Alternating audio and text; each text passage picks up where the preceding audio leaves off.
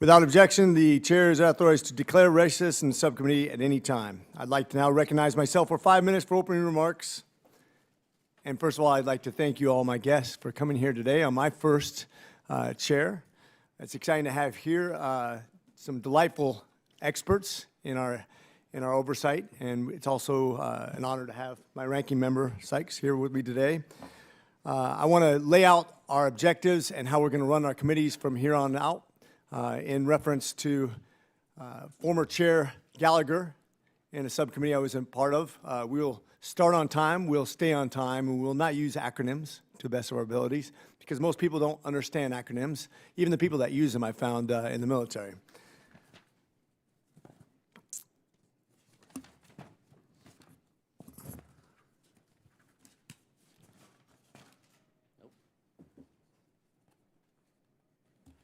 I even practiced this too, so this is great.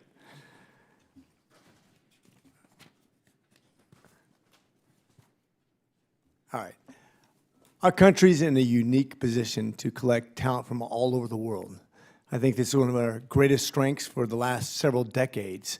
It's made us this amazing hodgepodge of talent, and it's really accelerated our country in technologies and our ability to lead the rest of the world, to collect ideas from all over the world, and to accelerate that process through our educational system.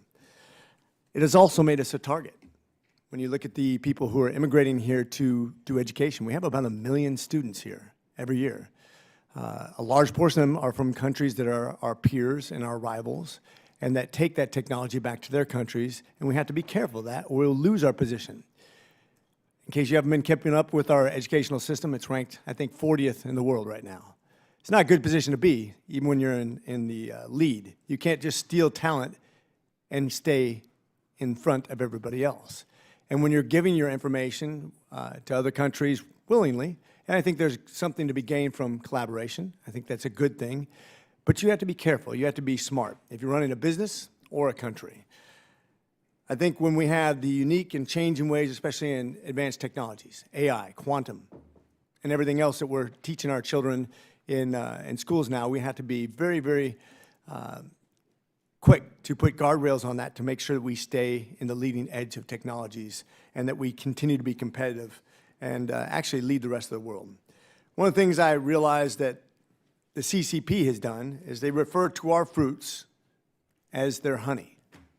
They literally say they're coming up and suckling at that nectar, if you will, absorbing that pretty much at cost. They don't have to invest in it. They just get to take it back to their country and benefit from it. That doesn't necessarily benefit the United States, though. When you have foreign companies and professors and other people coming here to pick the flowers in foreign lands to make honey in China, that doesn't bode well for us. And we need to make sure that this is not only a quote, but realize that this is the mantra of the CCP right now. I think we need to continue to slow the leaks, make sure we protect our technologies, and provide opportunities for our homegrown students who will remain in America and be the future of our technologies when we talk about developing our oversight for these technologies. Starting with what is firmly within our control, we should review federal regulations that are seen both as too burdensome and also those that are too lenient. Work with researchers and research institutions to implement new methods to ensure accountability is enhanced and improved as we go forward. And we also need to ensure that grant awards have contractual mechanisms to certify that background checks on staff are done. And one thing that maybe you don't realize, when I was an associate professor at Georgia Tech in Morehouse, we had foreign instructors, we had foreign students. Matter of fact, a large portion of them. There's a financial advantage to that. But I was also used as an investigator or to help investigate from the FBI a foreign national instructor who was then arrested because they were stealing secrets. This is a real thing, and that was a couple decades ago. It hasn't gotten better, it's gotten worse, and we need to be careful. Our nation's premier research institutions have been an all-you-can-eat buffet for other countries right now, and especially our adversaries. We cannot let this metaphorical buffet continue, or we risk ceding our dominance in innovation and scientific research. I look forward to the witness's testimony today, informing our committee on the steps we can take to reverse these current vulnerabilities and enlighten us on what we can do better. With that, I yield to the ranking member. Thank you, Chair McCormick, and congratulations on your chairmanship of this subcommittee. Your practice rounds served you well. I also look forward to working with you and the entire subcommittee for ensuring that we have robust and productive meetings in order to help serve the science community for our country. Before I start my remarks, I do want to take the time to express my condolences for the loss of one of the members of our full committee, Sylvester Turner, who passed away last night. He represented the state of Texas and was formerly the mayor of Houston. And my husband and I have known him for some time, and I can't even begin to express the sadness that we feel, not only for the city of Houston, for his family, but for this country who has lost a great man, a great patriot, and a great American. So if you have a moment to send up a prayer or thoughts of words of comfort for him and his family and his community, on behalf of the Democrats on this committee, and hopefully I speak for the full committee in expressing my condolences. For years, this committee has led the way in promoting sensible and responsible research security policy. America did not become the world leader in science because we cowered from our adversaries. We became the world leader because we created a welcoming research environment that set the standard of how global science is conducted. And while we are proud of these values, we are also aware that adversarial governments, including the People's Republic of China, often take advantage of our system and exploit its openness. But our response should not be to let our opponents fundamentally change our American scientific culture and in turn make it difficult for our researchers to address our most pressing national challenges. As a proud representative of Ohio's 13th Congressional District in Northeast Ohio, I know what's at stake. Ohio's 13th is home to a tech hub that received $51 million in CHIPS and science investment to leverage Akron's national leadership in polymer science and sustainable polymers. From sustainable tires to cutting-edge polymers, the next generation of rubber and plastic products will happen in my district. This opportunity was not, however, created in a vacuum. It was made possible by fundamental researchers around the world working together on chemistry and engineering. Researchers at the University of Akron worked on these fundamental chemistry problems within a global science community, and we have benefited from international partnerships, and we welcome the best minds from around the world to allow our nation and our expertise to grow. Of course, we recognize that there are valid research security concerns, and this committee has worked in a bipartisan way to address these issues, including through the landmarks CHIPS and Science Act that was passed in a bipartisan way, and we will continue to fight to maintain the CHIPS and the Science Act. I know we heard some contrary conversation yesterday at the address from the president. Among its many actions, CHIPS and Science authorized the National Science Foundation to maintain a research security office that works closely with law enforcement intelligence communities to address many of these concerns from a federal agency perspective. This office, in conjunction with efforts from other SST agencies and the White House Office of Science and Technology Policy, has created research security training modules, created frameworks to assess grant proposals for national security risks, and issued common sense disclosure forms for use across grant-making agencies. Since the committee began looking at this issue in 2018, universities have also stepped up to the plate examining their own research enterprise and identifying ways to make it more secure. MIT, for example, compiled a report in 2022 that investigates how our premier research institutions can promote research security while preserving open scientific research, open intellectual exchange, and the free flow of ideas and people.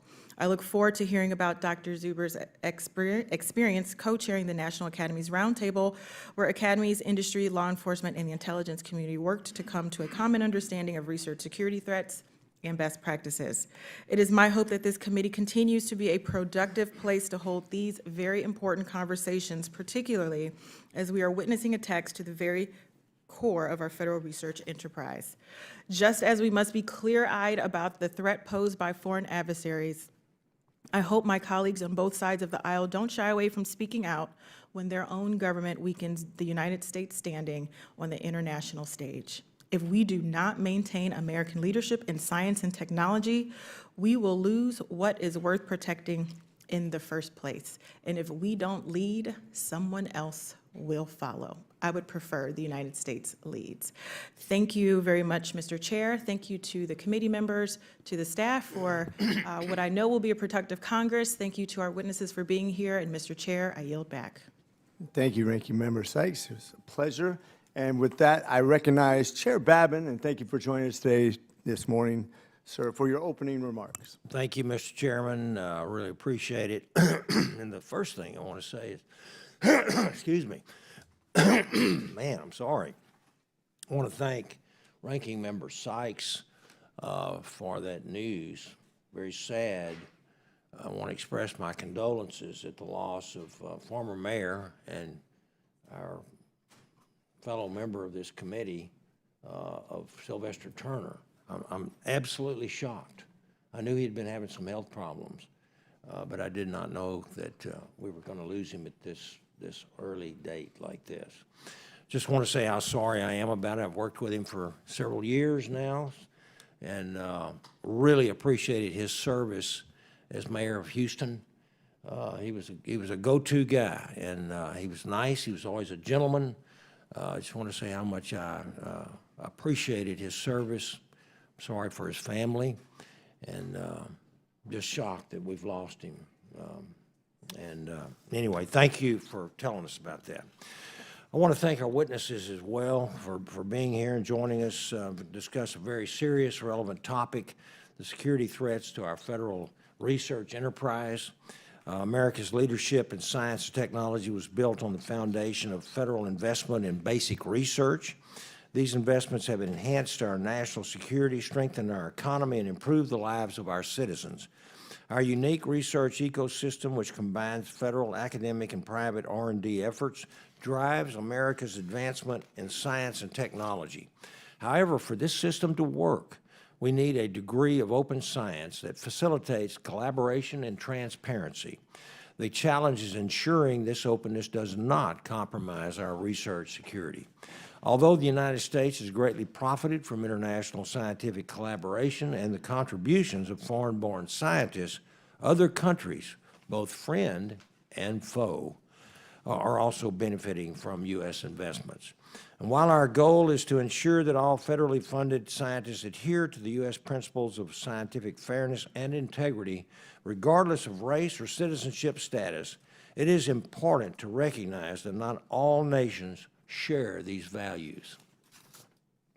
As this committee is well aware, the Chinese Communist Party, or CCP, is determined to surpass the U.S. as the global leader in science and technology by 2050, and by any means necessary, including espionage, theft, or forced acquisition.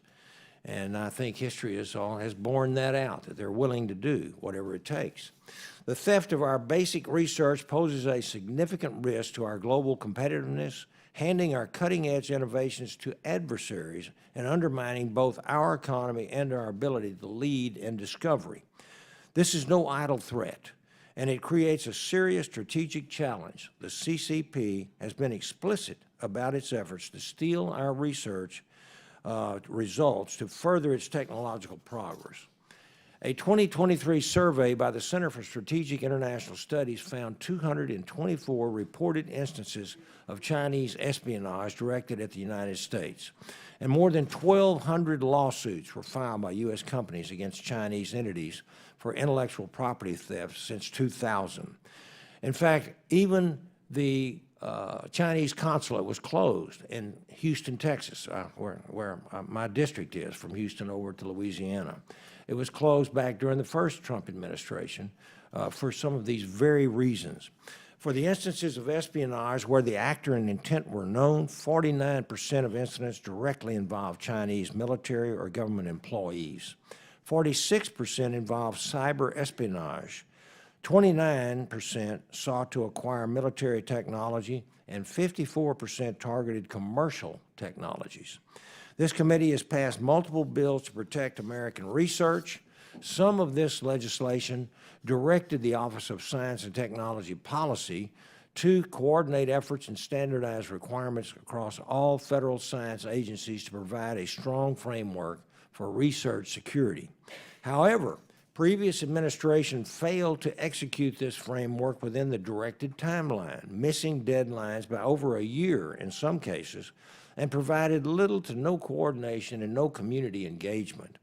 The government needs clear and uniform guidance for our agencies and researchers, and I'm confident that this second Trump administration will continue the good work of its previous term and reopen communication channels. Effective communication between law enforcement agencies and universities is paramount to securing our research enterprise. Universities need to know when researchers are targeted by nefarious actors, and law enforcement should be aware of the participants and conflicts of interest within our academic research ecosystem.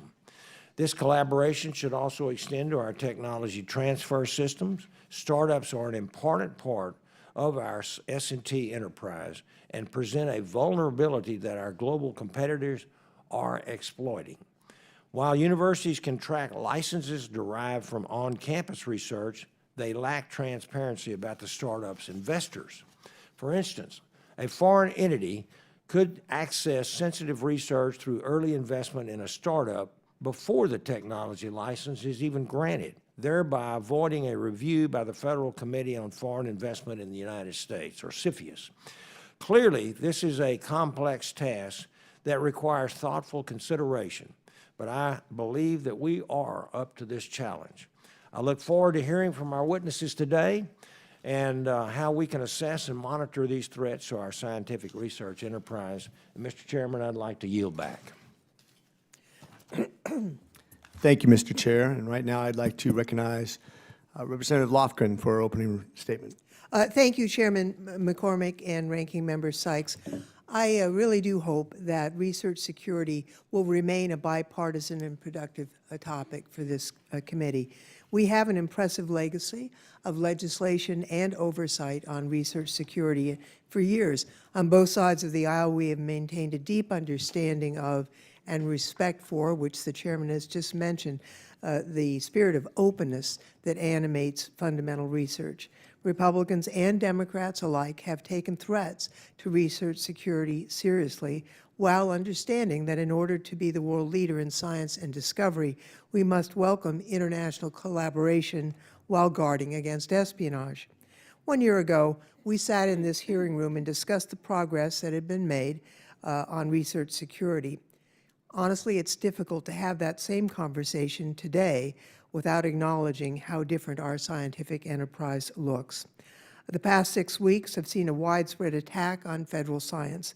Science agencies froze their awards at the order of President Trump and Elon Musk, and recipients of these prestigious grants were worried not only about continuing their work, but honestly about paying their bills. They now only have certainty for as long as the temporary restraining orders last. Scientists across the federal government were fired in sweeping terminations of probationary employees. And it's worth noting that, probationary employees are people who received a merit-based promotion and were in a probationary status for the promotion. So we have singled out the most meritorious scientists for termination. And the administration is demanding that more be fired. This will impede agencies' ability to disperse congressionally authorized grant money, among other crucial functions. The rug has really been pulled out from under our federal scientific enterprise, which had been the envy of the world. Now, it will be naive to think that this won't affect our ability to attract and retain talent, both American and foreign-born. This committee has a lot to be proud of when it comes to common sense research legislation. CHIPS and Science bolstered our research security resources, our agency's resources. It catalyzed cross-governmental harmonization of research security policies. More needs to be done. Unfortunately, even the progress that has been made will be undercut due to recent decisions. CHIPS and Science established a research security office within NSF. This office was seriously impacted by the probationary firings and the resignations amidst the hostile environment Elon Musk and DOGE has created. CHIPS and Science also mandated that NSF run the Secure Center to support and empower research institutions to mitigate foreign interference. That center lacks a permanent director, and NSF can't hire one while the hiring freeze is in place. Now, while probationary employees are being hired back this week because of the court decisions, there's no guarantee that the agency will get through the coming firings without again compromising the Research Security Office. NSF is a pretty efficient agency. Only about 5% of its budget is spent on agency operations and awards management. By firing NSF employees and coercing others to resign, this administration harms our ability to distribute grant money to meritorious, cutting-edge research, and it's kneecapping our research security capabilities. We might consider the title of this hearing. The most pressing threat to U.S.-funded research is coming from inside the House. For years now, when we sat for these hearings, Democrats and Republicans celebrated the fact that the United States was the chosen home of world-class talent. We took pride in the fact that nearly 80% of foreign-born STEM PhD recipients chose to remain in the United States. If the destabilization of our research ecosystem continues, we will tarnish our reputation and we will invite brain drain. I firmly support the bipartisan work that the Science Committee has done to bolster research security. I hope we can all stand up for that work and insist that existing laws are enforced. And where there are remaining vulnerabilities, I hope we can work together the way we have for years to find common sense solutions that respect the openness of science first articulated at the presidential level by Ronald Reagan in 1985. I fear that unless Republicans and Democrats alike stand against the destruction of our scientific enterprise, we will cede our leadership to China in ways that no research security policies can prevent. With that, Mr. Chairman, I yield back. Thank you, Ranking Member Lofgren. I appreciate your remarks today. With that, Mr. John Sargent, who is not new to the halls of Congress, has only recently retired from Congressional Research Service, where he provided members of Congress and their staffs with research briefings and expert insight on the litany of science and technology issues and policies. In addition to being a long-term expert on our niche issues here in SST, Mr. Sargent earned a degree in systems engineering from University of Virginia. With that, I yield for your comments.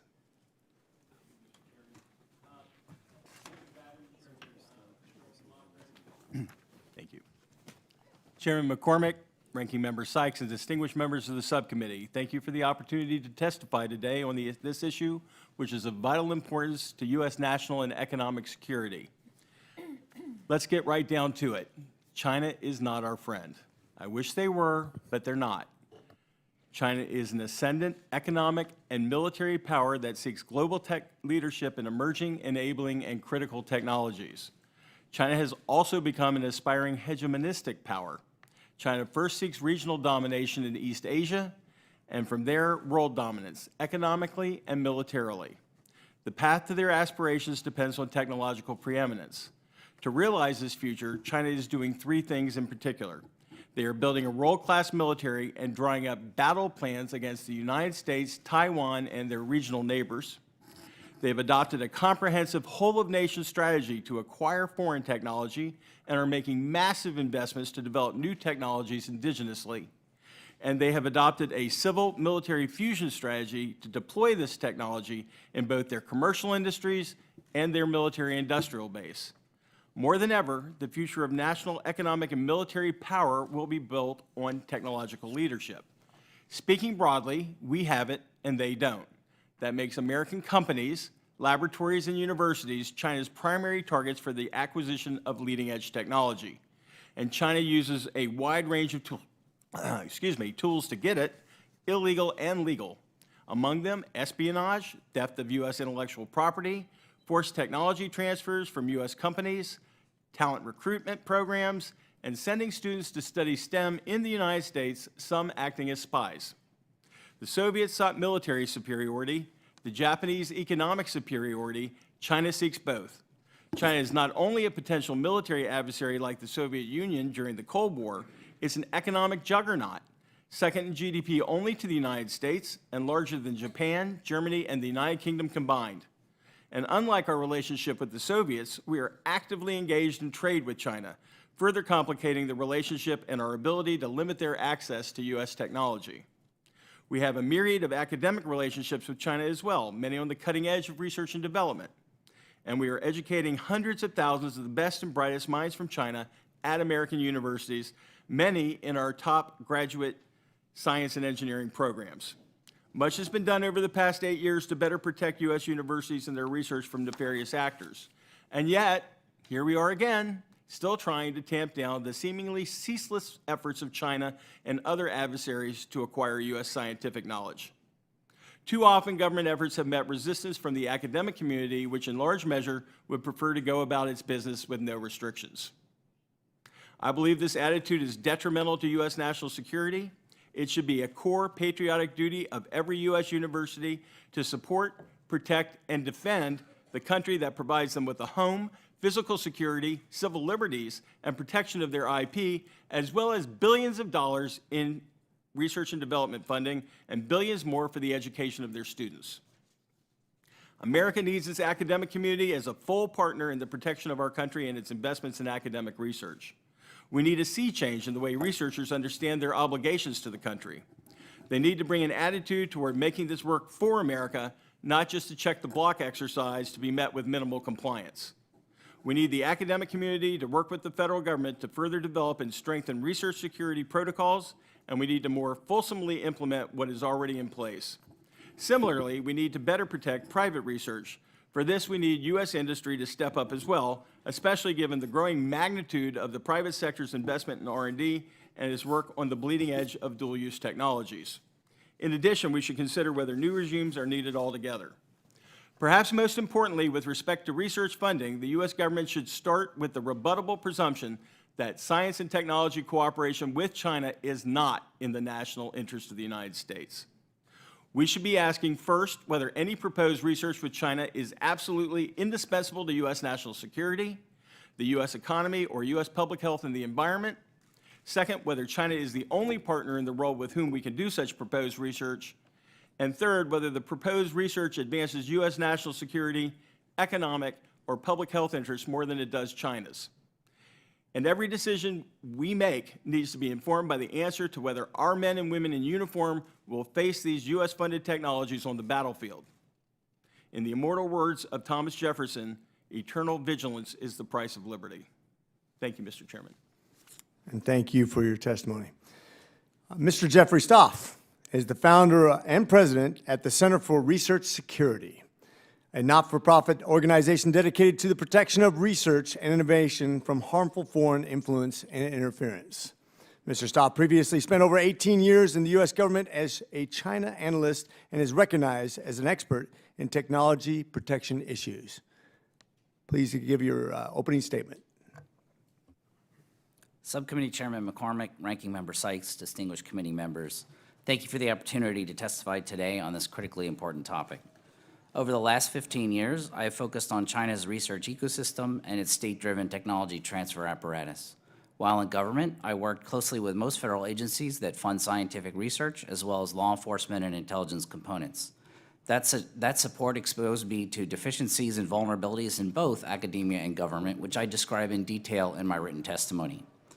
For several years, starting in 2019, a few colleagues and I exerted considerable effort compiling analyses, briefing government leadership, and proposing programmatic changes to address knowledge gaps and structural impediments to safeguarding innovation security. Unfortunately, most of those efforts fell on deaf ears. My frustrations with continued inaction by agencies charged with protecting federal research investments and our national and economic security drove me to leave federal service in 2021 after 18 years. It is past time we have candid and perhaps uncomfortable conversations on how China's largely unfettered access to our research ecosystem undermines our national and economic security, and that China exploits and corrupts our research, often through the willing participation of U.S. institutions. And because universities are primarily run like businesses, in that bringing in revenue is their primary objective, the financial incentives of universities often run counter to U.S. national and economic security interests. Academia continues to demonstrate a systemic disregard for national security considerations and an indifference to or a lack of awareness of ethical risks when collaborating with China. These issues persist in part because of a lack of regulatory oversight regarding fundamental research, which worked fine through the Cold War, but now fails to address geostrategic realities. Even where there are rules in place, in terms of federal grant contract conditions, the evidence suggests continued and widespread noncompliance by academia. Currently, only NASA and the Department of Defense have certain research funding restrictions concerning collaborations with China. No other activities or sources of funding are prescribed. Researchers and institutions are free to partner, collaborate, establish cooperative programs, etc., with any PRC entity of their choosing. Academia has claimed that they now understand the risks much better and have a good handle on security concerns.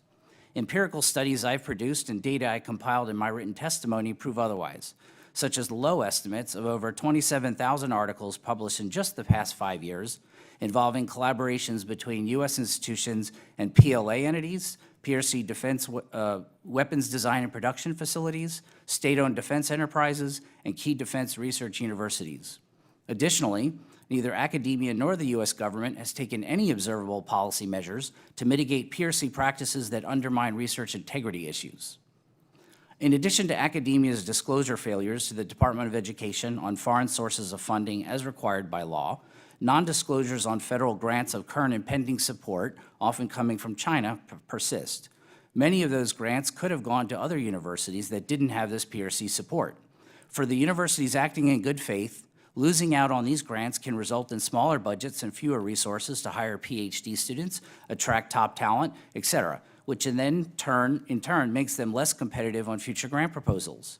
This also translates to fewer opportunities for our children in the U.S. and an erosion of STEM talent pipelines. Compounding these issues are structural problems in the government to identify and mitigate threats from China and monitor and enforce academia's noncompliance. These include: each agency has its own research security and due diligence process. A lack of interagency data sharing results in duplicative risk assessments when done at all, and inconsistent standards for assessing risks across federal agencies. The U.S. government also has few resources or processes in place to monitor for national security risks post-award of a grant or contract. And further handicapping these efforts is a dearth of subject matter expertise within both the intelligence and law enforcement communities. A key recommendation in my testimony is to consolidate government research security functions into a centralized organization that closes persistent knowledge, regulatory, and policy gaps, creates efficiencies and cost savings, builds subject matter expertise through training analysts and investigators, bolsters compliance monitoring and enforcement, serves as a resource to assist universities in conducting risk assessments, disrupts China's unfettered access to federally funded research, and imposes real costs to China when it violates values of integrity and reciprocity. Thank you, and I look forward to your questions. Thank you for your testimony. And now, Dr. Maria Zuber is a professor of geophysics and presidential advisor for science and technology policy at Massachusetts Institute of Technology. And from here on, we can actually use MIT as an acronym since I've just explained it. Most people have never heard of it. She is a leading university voice on research security and co-chaired the National Academy's National Science, Technology, and Security Roundtable. We welcome your remarks. Great. Chairman McCormick, Ranking Member Sykes, and members of the subcommittee, thank you for inviting me to testify today. Striking the right balance on how the U.S. research enterprise should interact with China is critical to U.S. national security and competitiveness. Getting that balance right is not easy or obvious. We know that China is an economic, geopolitical, and military rival, and that China has sought to advance through illicit means. Even now, when China has considerable strengths of its own, it tries to take undue advantage of U.S. research efforts. Yet cutting all ties to China would likely hobble the U.S. competitiveness as much as it would harm China. Finding the right balance starts with clearly assessing current practices at U.S. universities. While many universities were slow to appreciate the threat posed by China, that has changed. From what I have seen as co-chair of the congressionally mandated National Academies Roundtable on Science, Technology, and Security, universities are now largely aware of the legitimate concerns about China, and they have put in place new procedures, still a work in progress, and many coordinate regularly with law enforcement. MIT has been a leader in responding to the changing nature of China. MIT was the first university to cut ties with Huawei more than 6 years ago. We created a special review process for research collaborations with China in 2019 and issued a public report laying out our approach to China in 2022.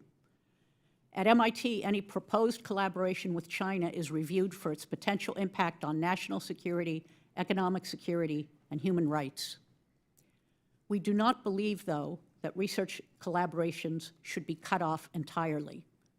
Properly structured engagement can be beneficial to U.S. researchers. Collaboration is also a way to stay abreast of developments in China, which is now a leader in key fields. There are also still some areas, like climate science, food safety, and certain areas of health, where there is much to gain from joint work and little risk. This is all publishable basic research. Research funding from China should, of course, be disclosed. Congress has usefully clarified and tightened disclosure requirements in recent years, and National Security Presidential Memorandum 33, with input from both the Trump and the Biden administrations, and from me, by the way, provides an effective framework for disclosing foreign collaborations. Perhaps above all else, it has been a critical competitive advantage to the U.S. that we are able to attract the top scientific talent from around the world, including from China. The vast majority of Chinese PhD students, more than 80%, remain in the U.S. after getting their degrees, and more likely would if our policies were more supportive. Students pose a relatively low security risk since they work in an environment where research is published. Visa applicants should be more rigorously vetted, but I am not aware of evidence that students are extensively involved in illicit activities. If such information exists, I'd love to see it. In my written testimony, I go into some detail on existing policies to protect U.S. technology, where they could be shored up and where they should be left alone. But I'd like to close here with a broader point. Protective policies are needed, but they're not enough. We have to strengthen our own research enterprise. One need look no farther than the recent announcement by the Chinese AI firm DeepSeek to know that restrictions may buy us some time, but they will not prevent Chinese technological advancement. We must win this race by running faster, not just by trying to trip up the competition. We must continue to ensure that the U.S. is a magnet for the world's top talent by investing in U.S. science and technology and by offering reliable funding for competitively awarded research projects.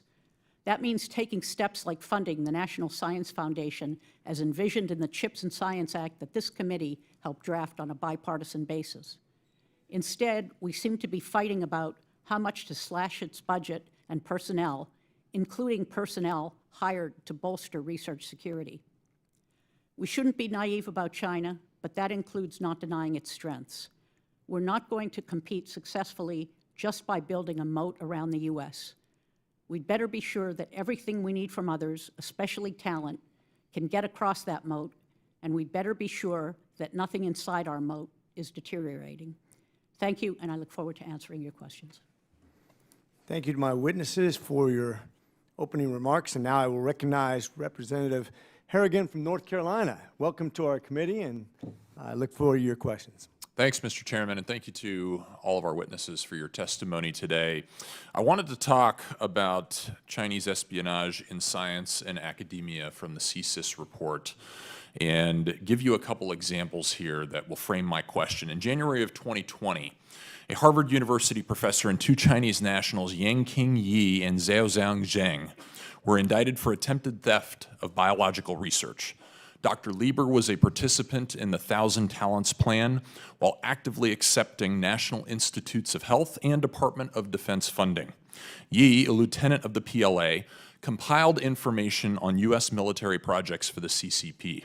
Zheng committed the theft of 21 biological research vials to promote Chinese projects.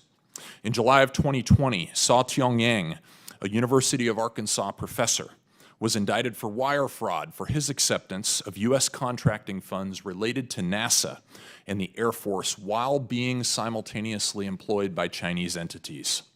In August of 2020, Zheng Dongqing, a professor at Texas A&M, was charged with wire fraud for concealing his affiliation with Chinese universities and enterprises while accepting a NASA grant. His position allowed him access to sensitive NASA projects. He was also a participant of the 1,000 Talents Plan.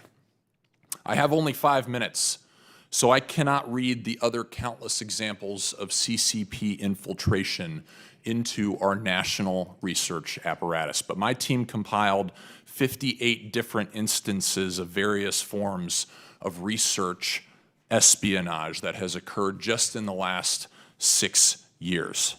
So after reading this report and after listening to your testimony today, it is incredibly troubling, and I simply want to know one thing.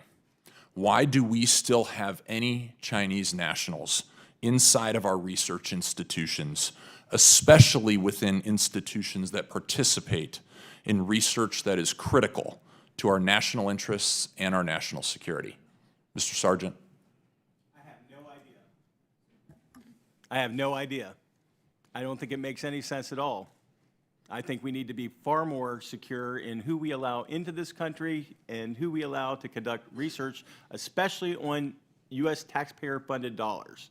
And I think it's very dangerous for us not to carefully vet all of the people that are coming to the United States to study to make sure that they, in fact, are not linked to PLA institutions or universities. And one thing we know for sure is that not only is China after our technology, they are constantly adapting and adopting new strategies to acquire it. So we can't think we have now, after 4 years of efforts, reached the pinnacle of security and put everything in place we need to do, because the Chinese are going to adapt to it, and they're going to find ways around it. So we need to, as I say, eternal vigilance is the price of liberty. We've got to continue to remain vigilant. And again, going back to the answer to your question, I don't think they should be. Thank you. Mr. Stoff. Obviously, I think this is a very complex issue. I think that definitely, and I agree with Mr. Sargent, that at least within critical technology fields, within STEM fields, a far more rigorous process, and I talk about this in my testimony, that needs to be done that requires the kind of vetting and due diligence and assessments that have. There may be other areas, like from my perspective, any of the humanities and social sciences and other things, that's not a concern to me. The Chinese should come here and learn how our democratic governance systems work, our legal structures, things like that. So I think a complete and total ban isn't necessarily meet the objectives that you're seeking. But I also want to point out something that I think is not really well understood, and that is the examples that you're describing relate primarily to these constructs of economic espionage, and intellectual property theft. And most of the problems and the threats that's occurring on campus are none of those things. They're not illicit. And the scale and scope of the other ways in which they're acquiring technology and know-how is often not espionage, and that is completely underrepresented, not understood in the scale and the scope, and we need to be more vigilant about that. I have very limited time, so Dr. Zuber, I don't know that we're going to get to you, but I think we've got to keep in mind here, we've got access and we have placement with all of these individuals, and the CCP will exert leverage. That is a problem for our country.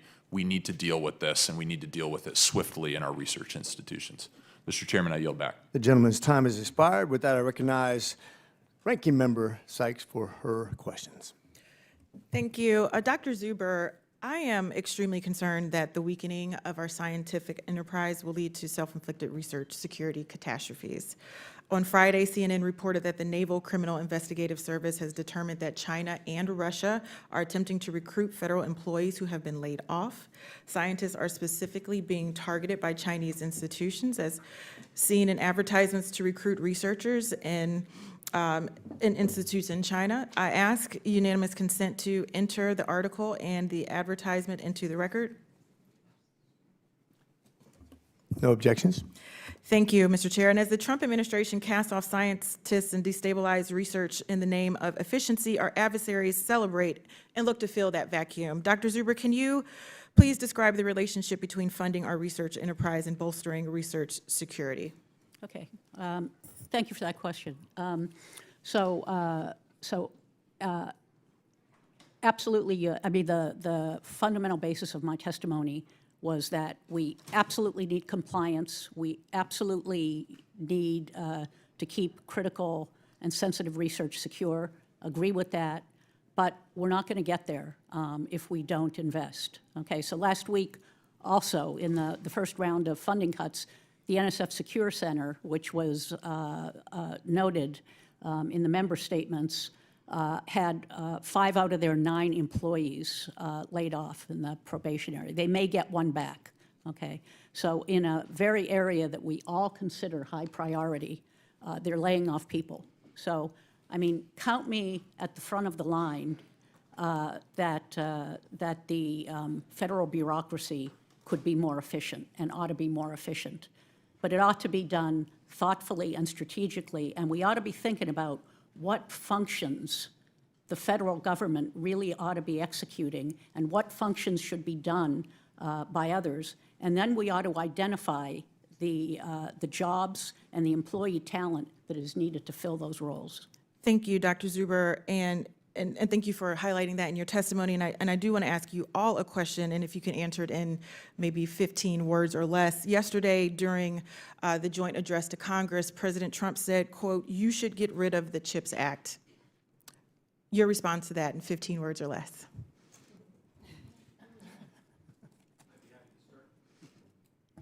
I would be happy to start. So I covered CHIPS Act for the Congressional Research Service. I know You're getting a little bit beyond your 15 words. We don't have the time. I think we need to be very judicious in what we choose to accept and reject in the CHIPS Act. Thank you. Mr. Stoff. I think it needs to be continued, and it's really important for our innovation and security. Thank you, Dr. Zuber. It needs to be continued, and there's $13 billion of it of R&D investment, and we have to train a new generation of chip makers in this country. Thank you very much. We have heard rumors that DOGE has arrived at the National Science Foundation. This is extremely worrying under the guise of making government more efficient. I think we all have the idea to make government efficient and to curb waste, but as we've identified, some of this has been more of a wrecking ball rather than a scalpel. When it comes to research security, that means that any information shared between federal science agencies and universities could be ripe for by hacking by our adversaries, including China and Russia. Would you have concerns if the information at MIT, Dr. Zuber, has transmitted to NSF or transferred to non-secure data servers? And what is the risk of research security-related information being accessed by unvetted DOGE representatives and potentially foreign adversaries?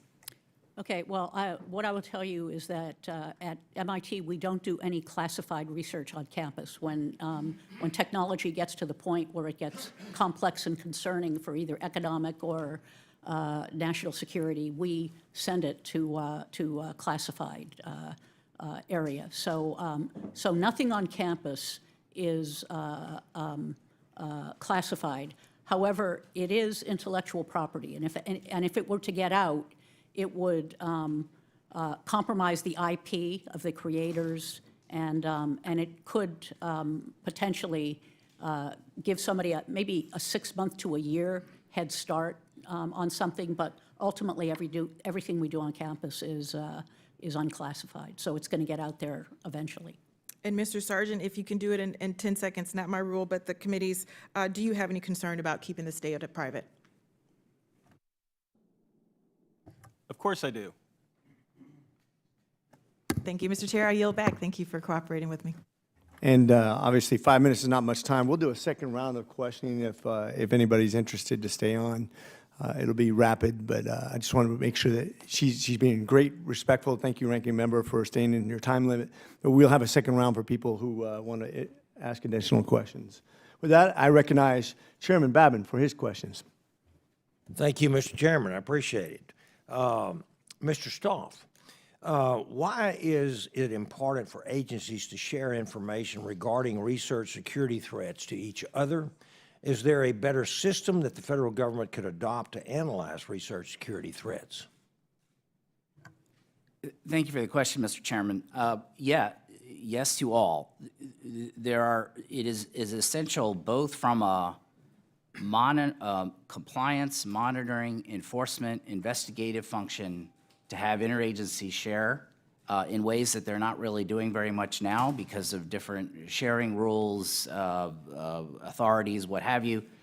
And this is a particular problem with academic research because a lot of the issues in the compliance or threats that are coming are often involving more than one federal funding agency. You know, there are a lot of scientists that get money from NSF, but also Department of Defense or NIH or others. Right. And so it is really, really important that there has to be a much more centralized sort of structure where these can work in a more efficient way where data is shared. Similarly, I think the U.S. government needs to do a much better job at sharing not necessarily specific details, but the trends and patterns of behavior when they investigate a lot of these activities.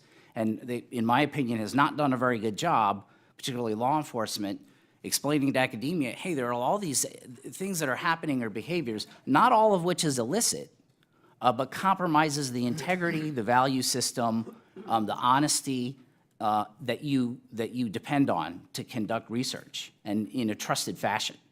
And we see that, and I've seen that when I worked in government, I supported a lot of these investigations. Many of them never become an actual public record or an indictment or what have you. And so there's all this information that's not being adequately shared. So you need to have both. And having a centralized structure, in my written testimony, I talk about basically building a national center. A crude analogy would be an NCTC. Okay, thank you very much. And Mr. Sargent, under the first Trump administration, OSTP established an interagency working group on research security under the Joint Committee on Research Environments. Under the Biden administration, this effort was discontinued. Could you describe the purpose and the role of the JCOR Subcommittee on Research Security to coordinate activities for identifying and addressing threats to our academic research enterprise? Honestly, that's not an area of my expertise. However, I will just say that having had extensive experience with the National Science and Technology Council, of which JCOR is a part of, that the purpose of these interagency activities is the sharing of information, the coordination of best practices. So I imagine that's what they were doing in the context of our research security. Right, okay, thank you. And then finally, Dr. Zuber, what resources are available to universities for assessment, identification, and analysis of research security threats? And how are these tools informing and promoting information sharing of risks among universities? Okay, there's senior research officers of the research universities coordinate information. The presidents coordinate information. The NSF Secure Center, DARPA has put out guidance, and the NIH had put out guidance, and the DOE had put out guidance. But in many cases, it's vague. And National Security Presidential Memorandum 33 was meant to standardize a lot of the reporting across, and the implementation, which is underway but still not finally there. So if it were done properly, that would theoretically take care of all of the compliance that is, the lack of compliance that's accidental, okay, where people thought they reported something, but they reported it there, not here. Okay, it would not take care of somebody who truly wants to do something wrong, okay? And those are actually difficult to root out. But the, we're still, despite 2 presidential administrations that have gone over NSPM 33, the guidance is still sufficiently vague that, universities are supposed to put a research integrity plan in place, but they don't tell us what the plan should constitute and how a university can certify that it's actually meeting those criteria. Thank you. I see the others nodding their heads. Would you like to add into that as well? No, I strongly agree with Dr. Zuber that a lack of clarity, a lack of guidance, a lack of granular sort of level. What is it that we need to do? What are the tools, infrastructures that need to be in place? The Secure Center may be able to start addressing those issues, but this has been going on, as Dr. Zuber said, for multiple administrations, and there's still a lot of work that needs to be done, and I don't think we have the time to kind of do this as slow rolling as we have. And I'm out of time, Mr. Chairman. I'm sorry, so I yield back, unless you'll. Thank you, Mr. Chair. We will have a second round for anybody who wants to participate. I just want to keep this on track, if you don't mind, sir. With that, we recognize Ranking Member Lofgren for questions. Thank you, Mr. Chairman, and I see a lot of agreement among our witnesses. We do need clear standards, we need clarity, we need adherence, we need to protect our country. I think there's bipartisan agreement on those things, but as Ranking Member Sykes mentioned in her statement, there is an unconfirmed report that DOGE has arrived at NSF. Now, reportedly, one of the Musk hackers setting up shop at headquarters is Edward Korestein. Korestein is better known in his various online communities by the moniker Big Balls. Now, this 19-year-old is allegedly gaining access to NSF data systems. I'll try and be brief when I go through the laundry list of reasons why I believe this teenager is unfit to serve in government. I am advised that Mr. Big Balls started a company called Tesla.sexy LLC, a site that allowed users to share images confidentially.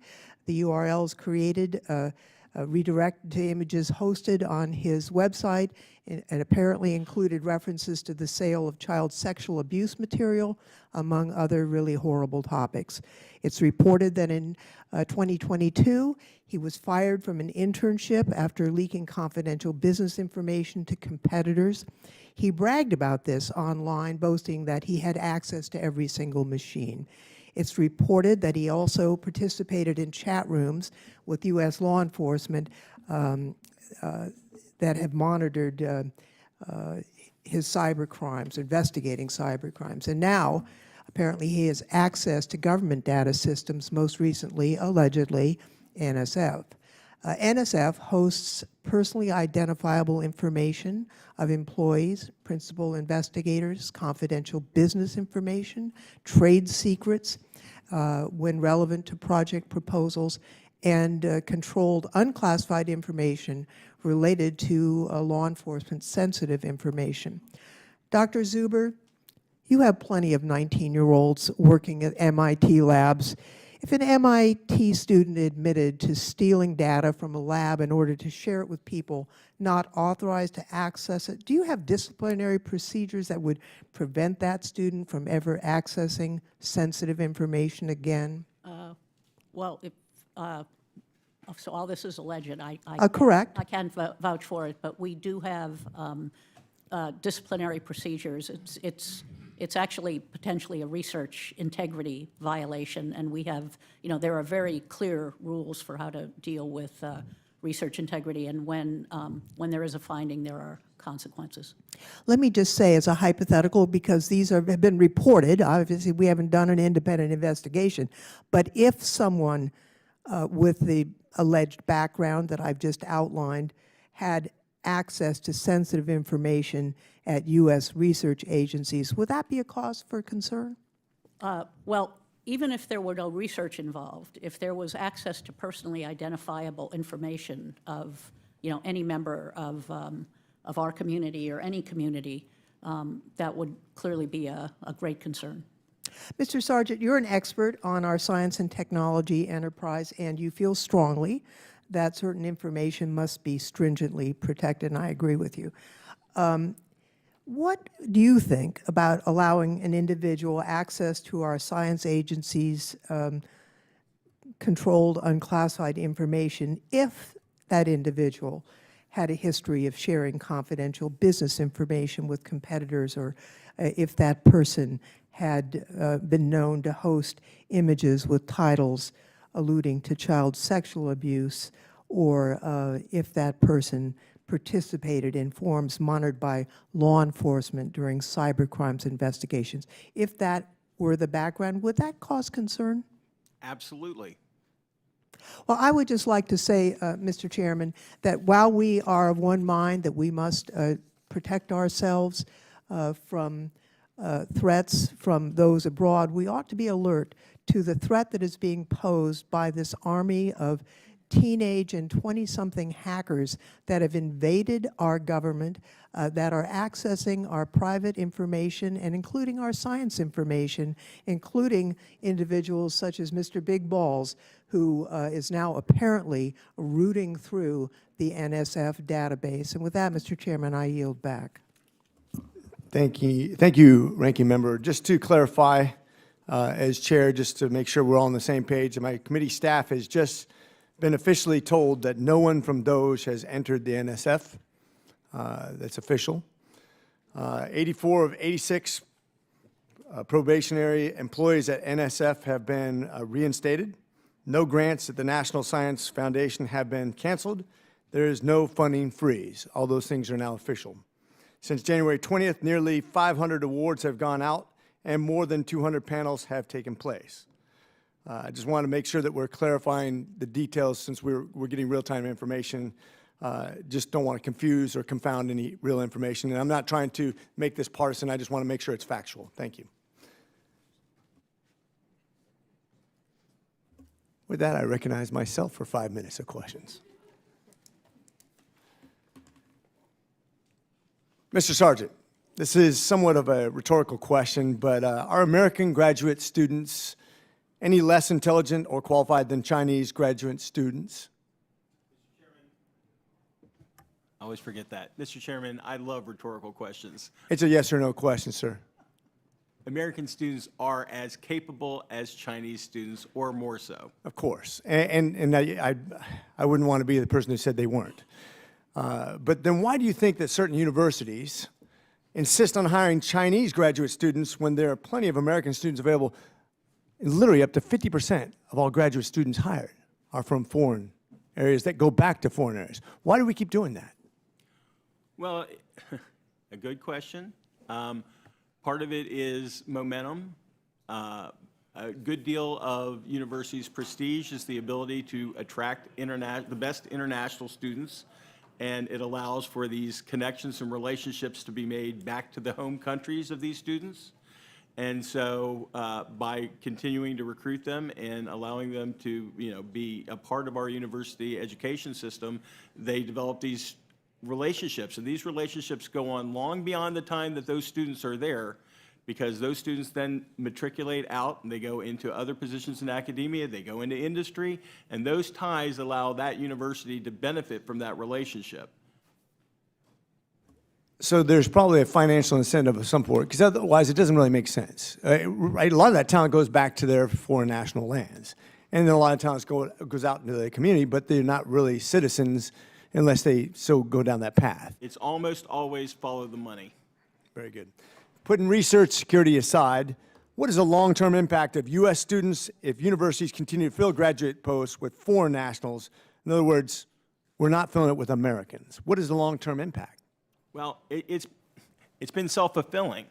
If you continue to bring foreign students in because they're the best, those spots are not available for excellent U.S. students to go and become PhDs and themselves become principal investigators. And so then you find yourself in the position of not having Americans to fill these positions. And so it's a self-fulfilling behavior. And I just want to highlight this. In a university system that's ranked not even in the top 30 in the world, the United States, which puts more money into education than any other country by far, and yet we're spending half of the research dollars, half of the money that we spend to develop instructors goes to foreign nationals here in the United States. We are basically cutting off the head of our future teachers, researchers, innovators, and we're going to fall further behind. If we're not even in the top 30 and we're falling further behind, why would we train other countries to subvert our education system? I don't understand. Dr. Zuber, one of the things I noticed is that we have a lot of money from endowments. Even MIT does. I don't know why, but they happen to have a lot of pride in their university. Do you think that that's what they intend when we give U.S. dollars? Taxpayers say, hey, you know what? I'm going to give you a lot of money to develop. I think U.S. students is what most people think. When U.S. citizens give money to an endowment, they want to see a university develop U.S. talent. And we give money to see U.S. talent develop. Why are we bringing in so many people from other countries when literally up to 50% of the people? Why do you think that is? Yeah, Mr. Chairman, thank you for that question. So MIT is 97% STEM students, okay? And we accept all the top U.S. students that apply. And let me tell you, when we have a FIRST robotics competition for middle school students in the United States, we fill up high school gyms. When the Chinese hold FIRST robotic competitions, they fill up stadiums, okay? So it's a question of students going into STEM, okay? Then, interesting question, or interesting statistic, U.S. students who graduate, okay, with STEM fields, only a third of them go into STEM careers. So they're I would make the case that part of that is because of the way we influence our students to begin with. If you look at even the way that TikTok was used here in America, a Chinese-controlled TikTok, by the way, they want to develop influencers in America instead of scientists, whereas it's used in China on a limited basis to develop people to get into science. This is a systemic problem in the education system. And we are in a competition with these folks that we're literally educating and bringing in talent, but we're then divesting from that in the way that we're giving up that talent. And I think it's a very dangerous precedent. I'm going to go ahead and yield because I'm out of time, and I want to stay on and not be a hypocrite. With that,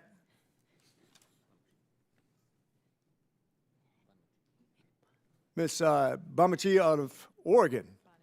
Bonamici, sorry, out of Oregon, my hometown, is recognized. Thank you, Mr. Chairman. I know you have some Oregon connections, and thank you to the ranking member. Thank you to the witnesses for your expertise in being here today. I want to join the ranking member Sykes in sending deepest condolences to the family of Representative Turner. He will be missed.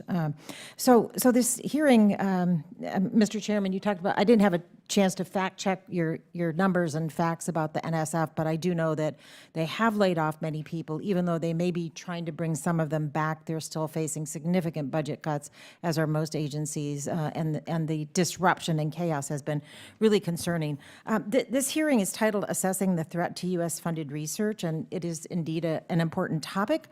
But threats to American research and research security do not only come from foreign actors, they also come from the reckless actions of this administration that are destabilizing our scientific enterprise and purging federal scientists at NOAA, at NSF, at NIST, at DOE. And Ranking Member Sykes mentioned that intelligence is already showing that China and Russia are eager to exploit that by trying to recruit some of our scientists, particularly scientists with national security experience. And I want to note as well, and to follow up to Ranking Member Lofgren's comments that about DOGE, the Trump administration sent via an unsecure email server the names of CIA employees, which is incredibly dangerous. You might have seen that they seem to be pretty good at hacking in, but not in protecting databases. And I'm sure everyone saw the takeover of the screens at HUD. They couldn't even figure out how to get the images off the screen. They had to go unplug the television. So, I mean, my point is, what are these people doing that is creating a lot of instability and security and uncertainty about the safety of our data and research? So instead of strengthening our defenses, the administration seems to be gutting key research agencies, as I mentioned, and purging experienced scientists, sending a chilling message to researchers that their work might be under constant suspicion. The so-called China initiative that was implemented during the first Trump administration was an example of mismanagement and certainly some racial profiling. It disproportionately targeted scientists of Chinese descent, drove talent away, and ultimately did more harm than good. The Brennan Center for Justice rightly called it a failure, warning against reviving such misguided efforts. And meanwhile, as our institutions are struggling with frozen grants and reduced indirect cost support and uncertainty about whether international collaboration will be discouraged or even criminalized. Other nations, especially China, as I mentioned, have seized on the opportunity. So the U.S. cannot afford to keep making these mistakes. Our science enterprise thrives on openness, collaboration, and stability, not on paranoia and politically driven purges. So we need a serious evidence-based discussion. We all take this seriously. I want to ask you, Dr. Zuber, because I know you've been at MIT for a while, and we think back to the China initiative from the first Trump administration. Assuming that there's going to be something similar, what would you change and what would you keep the same? Well, I think actually Mr. Stoff touched on it, I think both in his remarks and in more detail in his testimony.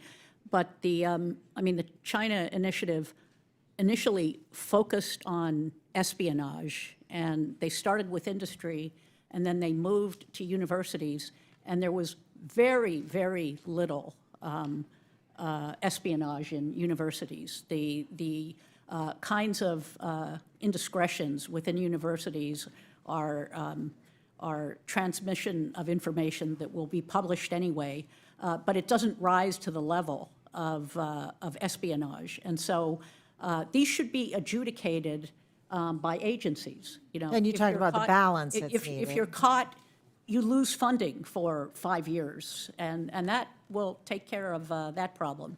And in fact, there was a report by the Jasons that put out, that said this sort of thing should be treated as a research integrity violation. Thank you. And in my remaining half a minute, Mr. Stoff, you advocated basically for cutting ties with Chinese researchers, but would shutting out top-tier talent like in AI or quantum computing limit our potential?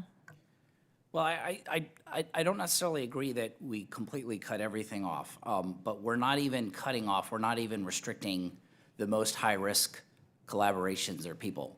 We're still letting them in. We're still collaborating with defense and weapons programs and state-owned enterprises in China. So can we start with that? And I would say we need to start restricting that, and then we can be more nuanced. I appreciate that. My time has expired. I yield back. Thank you, Mr. Chairman. Thank you. And with that, we recognize Representative Bidge from Alaska. Thank you, Chairman. First question for Mr. Stoff. China has labeled itself a near-Arctic state and has invested in Arctic research collaborations with U.S. institutions. Have Chinese-linked researchers or institutions attempted to establish partnerships with Alaska-based Arctic research programs? Thank you for the question. Unfortunately, I have no knowledge or expertise in the area with regards to Alaska, but I can quickly say that China has aggressively done this with other polar nations like Norway, for example, where their largest state-owned defense conglomerate that builds radar systems and communication systems for the PLA established ground stations for Norway under the guise of scientific purposes. And this is happening, I believe, elsewhere. I don't know if it's happening in Alaska, but they have a practice of doing this, and it's a big problem because they're actually developing more advanced radar systems as a result. Thank you. And given that Arctic focus, are you aware of any efforts that the Chinese have made with respect to Greenland as well?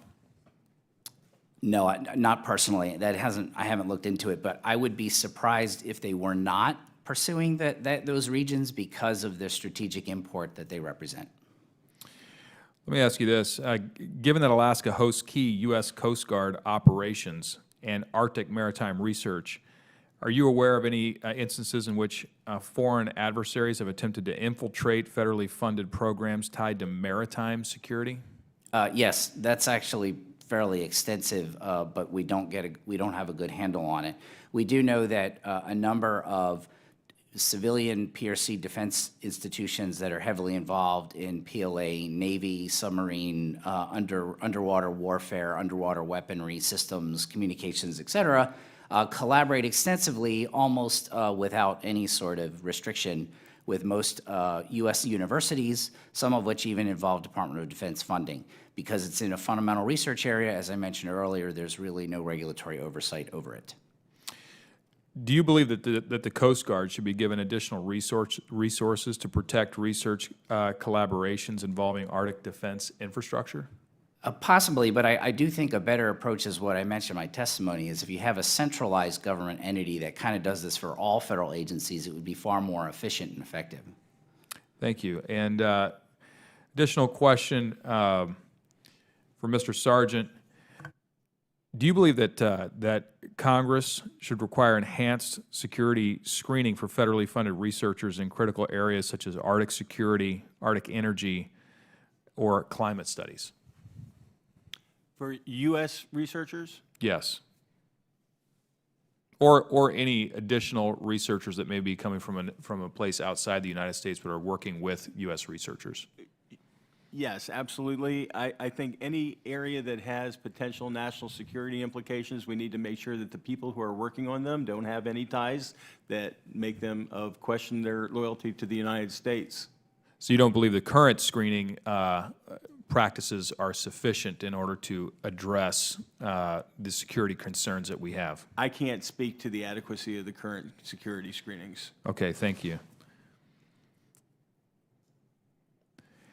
Do you know whether, again, to Mr. Sargent, do you know whether federal agencies have conducted comprehensive research security audits of institutions in the Arctic, which engage in Arctic science, climate research, or strategic defense studies? Do you know if that's happening? I don't know anything of that nature, no. Okay. Thank you. With that, I yield back. And now Representative Rivas from California is recognized for 5 minutes. Thank you, Chairman McCormick and Ranking Member Sykes. First, I join my colleagues in expressing condolences to the family of my fellow freshman colleague, Sylvester Turner. He will be missed by all of us.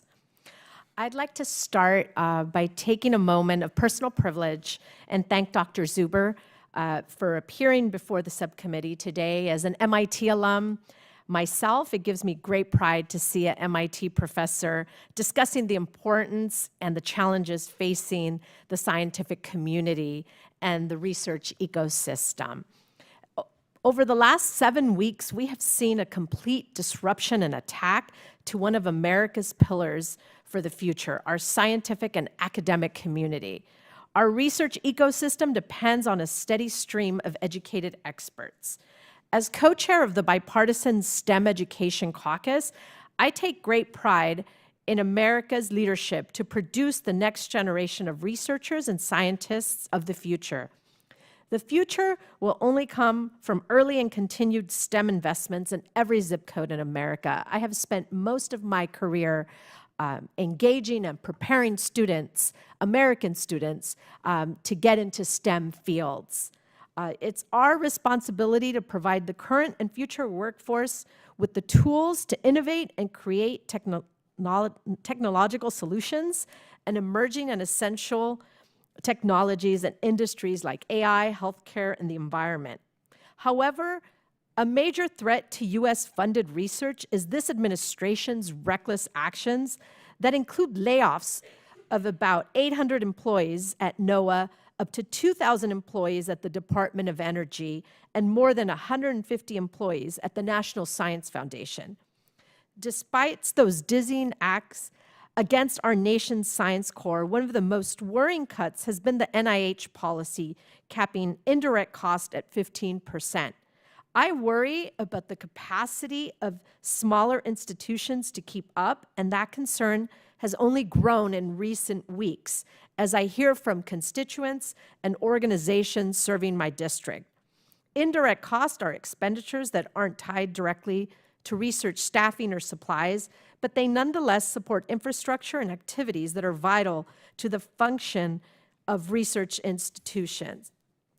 The reality is that this is a drastic reduction in reimbursement that will result in more than $800 million in cuts for my home state of California. This will devastate the development of life-saving research, inhibit patient access to groundbreaking treatments and clinical trials, and will cede American dominance in biomedical research to our foreign competitors like China, Russia, and Iran for years to come. Dr. Zuber, I've joined my colleagues in 2 letters to the acting NIH director expressing my deep concerns on these NIH cuts and how they will impact my state and district. Can you elaborate on how these cuts will impact research universities' ability to compete and how you anticipate smaller institutions will be impacted? Okay, thank you very much. A lot of thoughts there, and thank you for raising the indirect cost, because people don't understand indirect costs, okay? It's whether a cost is a direct cost or an indirect cost, that's determined by uniform guidance. Both are the costs of doing research. You could put it in one column or you could put it in the other column, but that's what it costs, okay? If we don't get the indirect cost reimbursement, the larger schools that have endowments have to use their endowments to cover that. And at MIT, we already, I won't say subsidize, I will say co-invest in research 100%, okay? So our research volume, we put in an equal amount from our endowment to kind of double the impact from the federal and other funding that we receive. Schools with either smaller schools or R1 research institutions with small endowments, especially those with medical centers, don't have any funds to draw on, okay? So we would do less research, okay? So less impact in the world, and MIT grads have started, as you know, tens of thousands of companies, okay? But for schools without endowments and have medical schools, they're going to be out of business, okay? And these are economic drivers in their areas and important educational institutions producing the workforce for tomorrow. So the impacts are potentially huge. Thank you. With that, I yield back. Thank you. And next we will recognize Representative McLean Delaney from Maryland for 5 minutes. So I thank the panelists and our ranking members for convening this important hearing. You hear me? Hi. So, hello.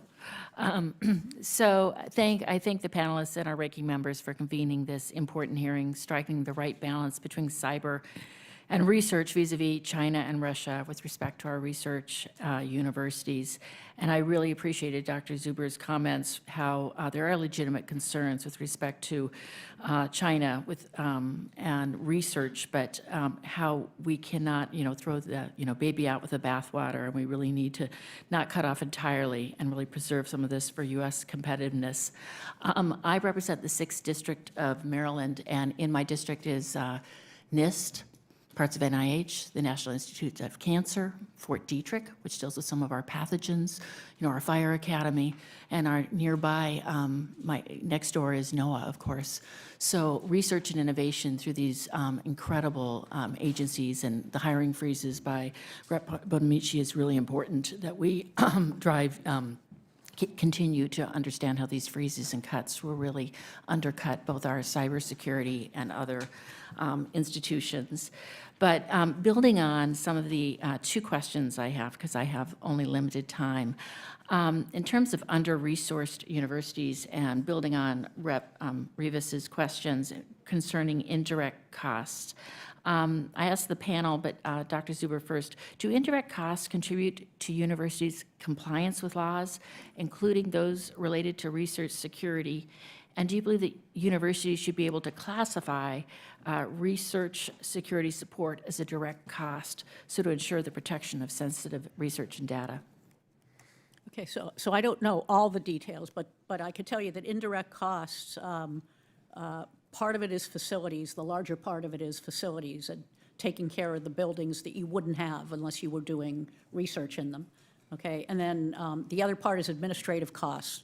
And those administrative costs, the compliance has been going through the roof for years and years and years. And more rules come in and no rules ever seem to go away. And so you need staff to be able to handle that.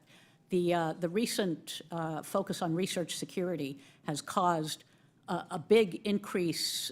We've had to hire a lot more people to do compliance, and most universities in the indirect cost system are already maxed out in the administrative part. So obviously, if you could, doesn't matter to me if they're direct costed or indirect costed, but all this has got to be paid for.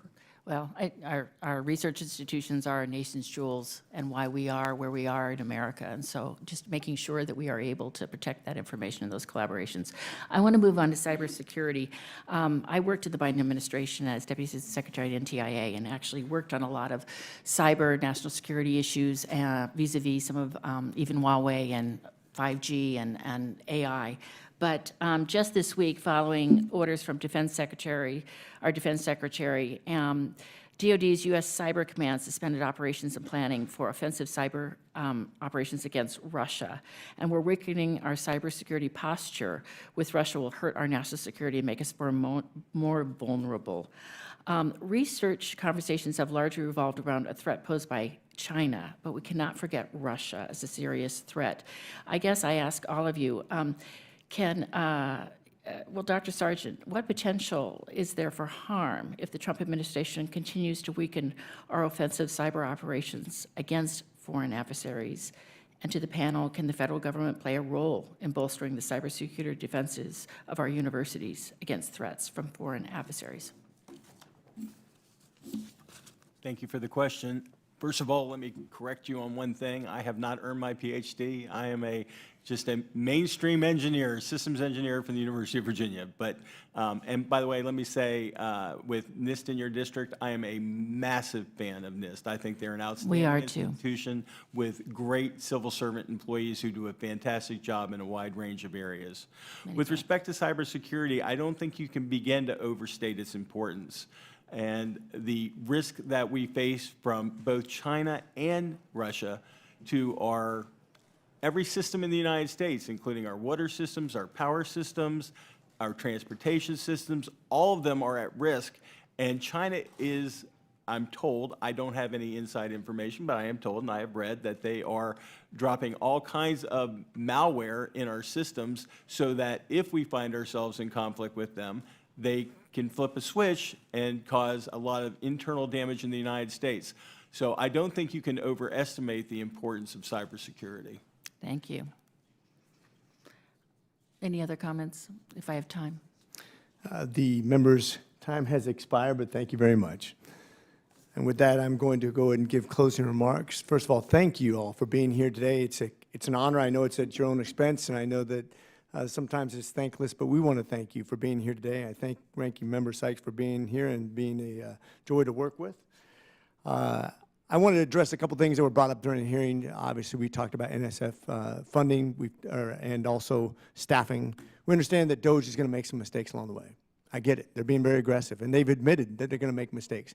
I want to address the issue of age. Some people say age is a concern for DOGE. Those members who are, or those people who are actually doing the hard work and labor, realizing that Einstein, I believe, was, 26 years old when he published the theory of relativity, that you have Zuckerberg invented Facebook at the age of 19, that we have 17, 18, 19-year-olds in school right now coming up with brilliant theories on the next evolution of science, that my great-uncle was, I think, about 26 years old when he was a division commander as a B-17 pilot and was shot down in the greatest air war of all time and became one of the senior officers in Stalag 3.